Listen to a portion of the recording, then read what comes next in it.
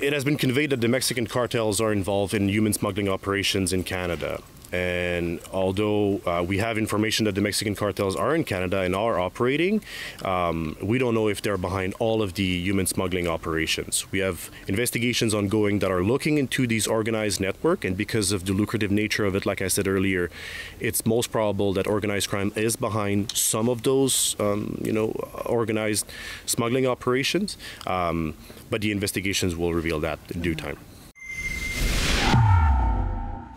Hello everyone, Alexa Lavoie for Rebel News, and today, on this 25th of September, I find myself at Roxham Road because today marks the start of demolition and the end also of the last RCMP building on Roxham Road. A spokesperson will be present to answer journalist questions, and we have some for them. But let me explain why Roxham Road is still a current topic.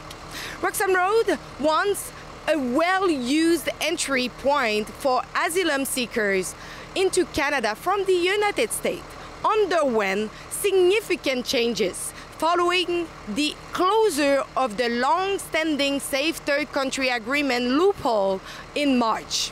This development marked a notable drop in asylum claims at this location, but it didn't put an end to the complex issue of illegal immigration into Canada.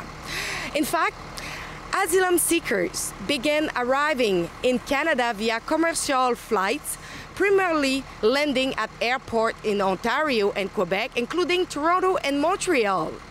This transition led to an increase in asylum claims, a phenomenon observed by the Canada Border Services Agency, which processes 4,350 claims in June compared to 1,370 in January and 1,360 in June 2022. These newcomers come from a wide variety of backgrounds, suggesting that the closure of Roxham Road has not deterred individuals from seeking asylum in Canada.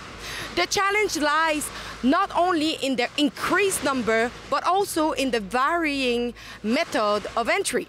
While the Safe Third Country Agreement now applies to those crossing between official port of entry, it doesn't cover individuals who have already been in the country for the least 14 days.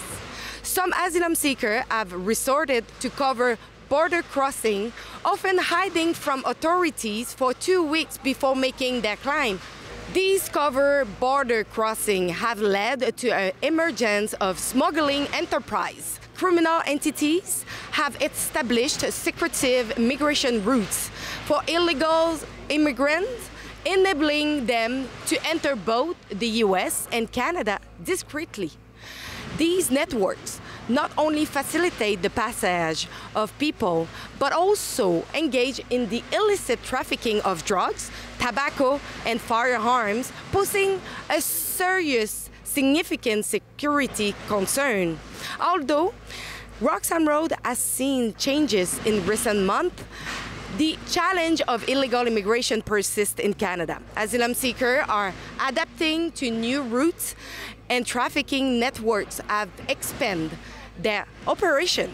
Today, we want to ask how prevalent is criminal enterprise in smuggling illegal immigrants across the border, and what is the RCMP and federal government doing to shut down these networks now that the Roxham Road loophole is closed?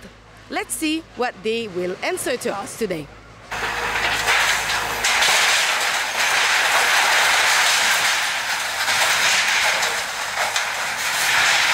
Today is an important day for the Quebec RCMP as we are dismantling our installation at the end of Roxham Road. The RCMP has been at Roxham since the beginning of the migration crisis that started in 2017. Since 2017, it is roughly 113,000 migrants that were intercepted by RCMP officers. Following the modification to the Safe Third Country Agreement, the number of migrants that crosses through Roxham has dwindled, and our presence here is no longer necessary. The RCMP wishes to acknowledge the resident and the neighbor of Roxham Road. We understand that our police operation has disrupted your quality of life, and we want to thank you for your patience, your understanding and your collaboration. We hope that our departure today brings you peace. We've decided to dismantle it after a few months actually, of observing that virtually no one is crossing here. Now people are crossing all across the territory. The service life of this building has ended, so we can no longer stay here. In order to invest, to put it up to standards, it'd just be too costly. And also we recognize that we've been here long enough, and for the resident and the neighbor, I think it's going to come as a relief that we actually leave. It is very easy to cross here, obviously, and that's why our patrols are focused in the hotter areas, the areas that we've determined to be, hot spots for crossing, either north or south. That's why we have patrol, we have technology, and we have excellent partnership with USBP. But you are right that to cross, it's only a few strides, yes. How prevalent is the criminal enterprise in smuggling illegal immigrants across the border, and what the RCMP and the government, federal government, is doing for stopping those networks? So we do know that people are crossing illegally from Canada to the United States. Some of those crimes are crimes of opportunity. People are using either family members, members of the community, taxi or Uber. But we also know that there are some human smuggling operations in Quebec. We have some ongoing investigations. Of course, because of the lucrative nature of this illegal market, we can presume that organized crime is behind that. And that's why we're investigating. Do the RCMP are concerned about the arrival of a rise of migrants at the airport, especially in Toronto and Montreal? I wouldn't say that we're concerned, but we're certainly looking at it, because what we're seeing is that people are arriving at international airports, spending a few hours in Canada, and then automatically crossing illegally into the United States. So we are monitoring that situation very closely. If there is an increase in the future of the entry here, would you rebuild back this installation? We're certainly not hoping for that, but should the situation arise, we'll be ready for it. This was a good lesson for the RCMP. We certainly weren't anticipating the migration crisis. It is not something that we were familiar with.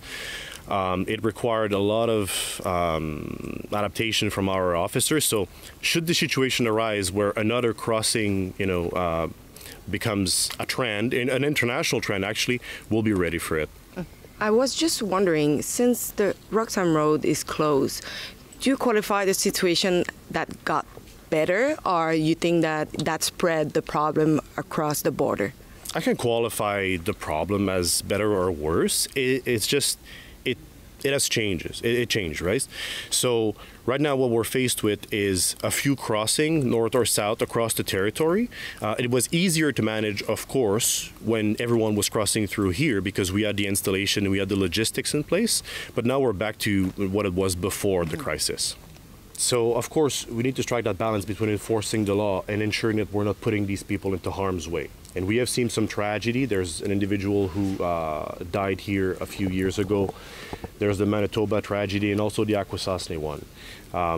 Everything that we do at the RCMP, we'd like to keep that in mind, that, we're dealing with human beings. Those people are crossing sometimes with children. You've mentioned the lady who gave birth in Potton.